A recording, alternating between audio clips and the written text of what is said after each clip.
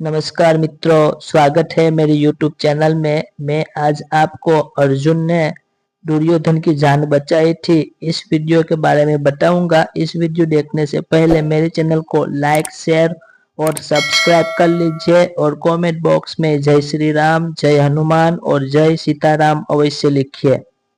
अर्जुन ने बचाई थी दुर्योधन की जान। बदले में दुर्योधन ने जो किया उससे कुरुक्षेत्र के युद्ध में सभी पांडवों की जान बच गई। एक बार की बात है कि पांडव जन दैत्यवन में ठहरे हुए थे। दुर्योधन उस क्षेत्र में घोष यात्रा निकालना चाहता था। धृतराष्ट्र ने मना कर दिया। तब शकुनि ने कहा, राजन, हम लोग केवल गौओं की गणना करना चाहते हैं। पांडवों से मिलने का हमारा कोई इरादा नहीं है। वहां पांडव रहते होंगे, हम वहां तो जानकर भी नहीं जाएंगे। इस तरह शकुनि ने धृतराष्ट्र को मना लिया और दुर्योधन और शकुनि को फिर मंत्री एवं सेना सहित वहां जाने की आज्ञा दे दी।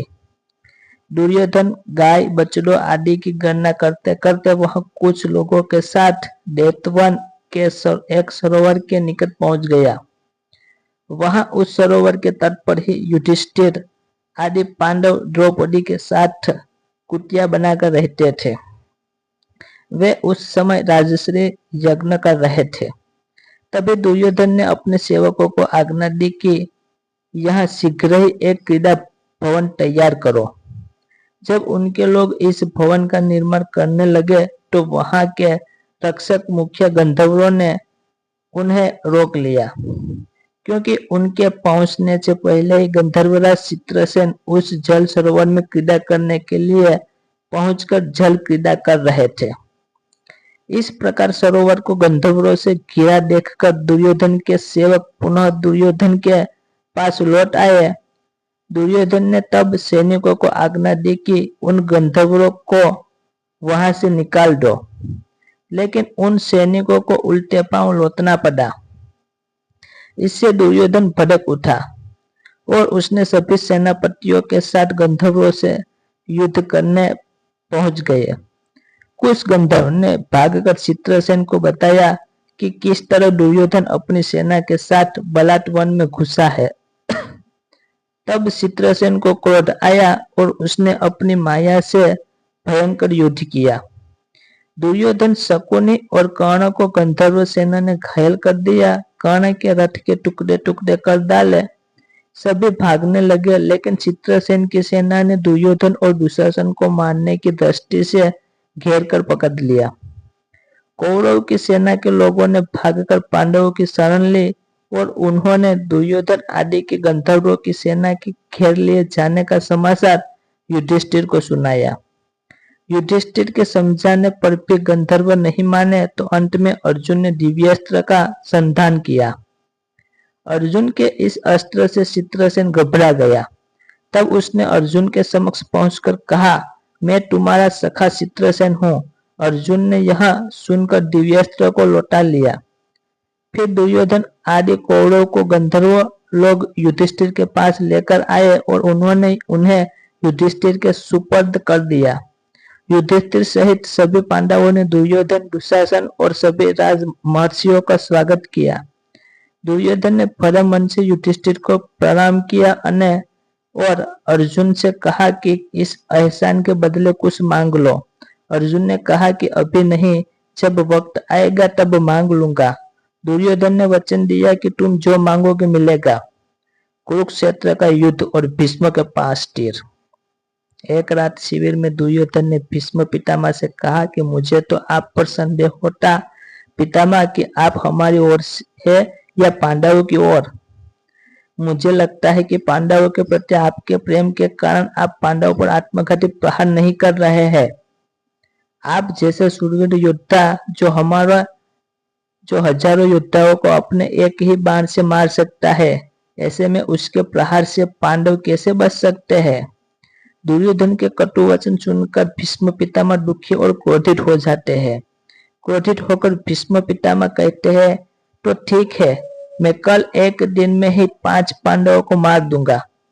ऐसा बोलकर वे अपनी मंत्र शक्ति से 5 सोने के तीर तैयार करते हैं और दुर्योधन को कहते हैं कि ये 5 तीर अत्यंत ही शक्तिशाली तीर है, जिनको कोई रोक नहीं सकता है। कल इन्हीं तीरों से 5 पांडवों को वध कर दूंगा। यह देखकर दुर्योधन बहुत प्रसन्न हुआ और अब उसे विश्वास हो गया कि अब तो पांडव मारे जाएंगे। हालांकि दुर्योधन के मन में पितामह के लिए अभी भी संदेह था। वह सोच रहा था कि वो हो सकता है कि पांडवों के प्रेम के प्रति पितामह यह तीर का उपयोग ही नहीं करे या एक रात में ही यह तीर कहीं गायब हो जाए।